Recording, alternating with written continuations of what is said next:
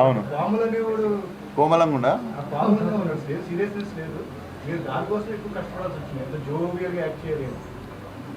అంటే నేను కోమలంగా చేయడానికి ఎక్కువ కష్టపడ్డా అంటారా? నేను చాలా సున్నితం సార్ బయట, మీకు తెలీదు. అదే మన మిత్రులను అడగండి, మిమ్మల్ని ఎప్పుడు కలవలేదు కానీ.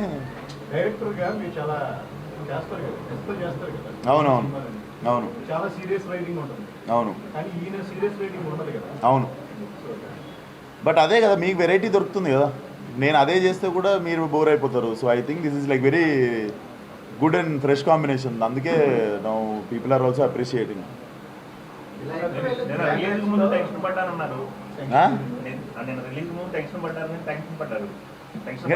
టెన్షన్ సార్ ఈ సినిమా కాదు, ఏ సినిమాకైనా ముందు రోజు లైట్గా ఉంటుంది కదా. So when you know we can't escape it.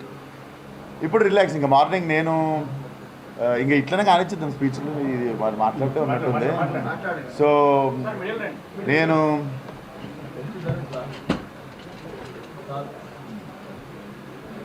నాకు సినిమా మీద అసలు నేనేం రీసెర్చ్లు ఏం పెట్టుకోకుండా నైట్ శుభ్రంగా పార్టీ చేసుకొని పొద్దున్న 7:45కి షిట్ సినిమా రిలీజ్ అని చెప్పి లేచి శ్రీరాములు పోయినుండే. సో నాకు తెలియదు అసలు ఎవరెవరు ఏం మాట్లాడారో సినిమా గురించి, అసలు అదేం తెలియదు.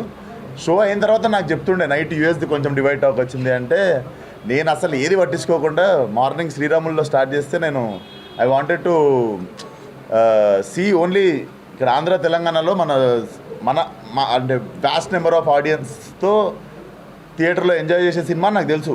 So morning I was just waiting for Sriramulu screen and ఆ షో అయిపోగానే రిలాక్స్ అయిపోయినా.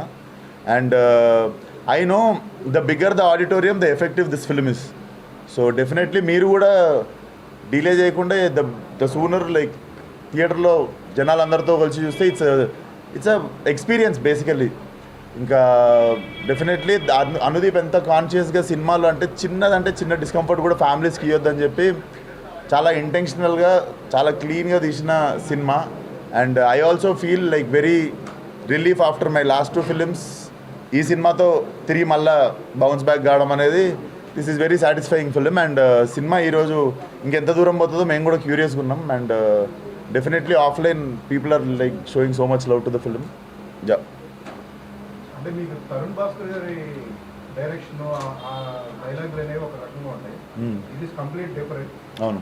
ఏది ఎంజాయ్ చేశారు మీరు?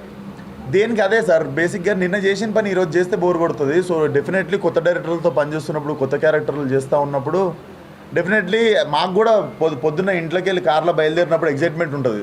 లేకపోతే మళ్ళీ అదే డైరెక్టర్ అదే కథ అట్లుంటుంది. కానీ సో నేను ఆ ఎగ్జైట్మెంట్ ఎత్తుకుంటా. పొద్దున్న లేదు స్నానం చేసి షూట్కి పోతున్నామంటే ఈరోజు ఏదో కొత్త క్యారెక్టర్ చేస్తున్నాం, కొత్త సీన్లు ఉండబోతున్నాం అని చెప్పి ఒక ఎగ్జైట్మెంట్ ఉంటుంది. సో డెఫినెట్లీ అనుదీప్ షూట్కి వచ్చే ముందు పొద్దున్ననే ఈరోజు ఏం చెప్తాడు అని చెప్పి ఆల్రెడీ నవ్వొస్తుంటుంది.